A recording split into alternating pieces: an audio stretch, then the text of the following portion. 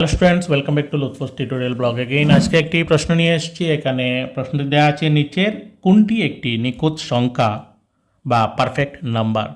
চারটি অপশন আছে, 26, 27, 28, 29। আমাদের জানতে হবে নিখুঁত সংখ্যা বা পারফেক্ট নাম্বার মানে কি।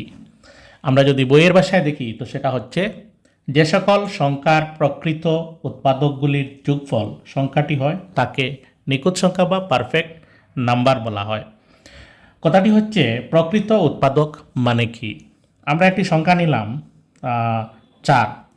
4-এর উৎপাদক 1 হতে পারে, 4-এর উৎপাদক 2 হতে পারে, 4-এর উৎপাদক 4 হবে।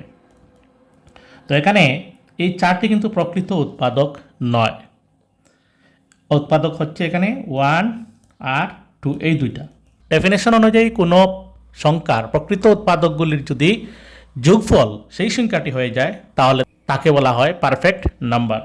এখানে যে সংখ্যাগুলো দেওয়া আছে সেখানের মধ্যে থেকে আমরা যদি বেছে নিই তো পারফেক্ট নাম্বার আমরা যেমন 26, তার উৎপাদক যদি আমরা বের করি 26-এর হবে 13।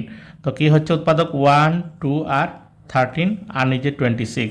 তো সেটা প্রকৃত নয়, এই তিনটার যোগফল কিন্তু 26 হচ্ছে না, সুতরাং সেইটা হবে না। এবার আমরা আসি 27। 27-এর উৎপাদক কি কি আছে? 1 তো আছে, 3 আছে, 9 হবে, আর তো 27 নিজে, তো সেটা হবে না, প্রকৃত নয়। এখানে 9, 3, 1 সেটার যোগফল কিন্তু সেটা নয়, সুতরাং এটাও হবে না। এবার আসছি 28-এর ক্ষেত্রে। 28-এর উৎপাদক কি হচ্ছে? আমরা যদি তো করে দেখি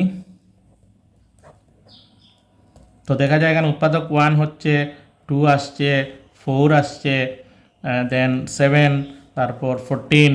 তো আমরা দেখব যোগ করে 28 হয় কিনা। 14 আর 7 21, আর 25, 6, 7, 8 হয়ে গেছে। সুতরাং এই 28 হবে সেটার সঠিক উত্তর। ধন্যবাদ।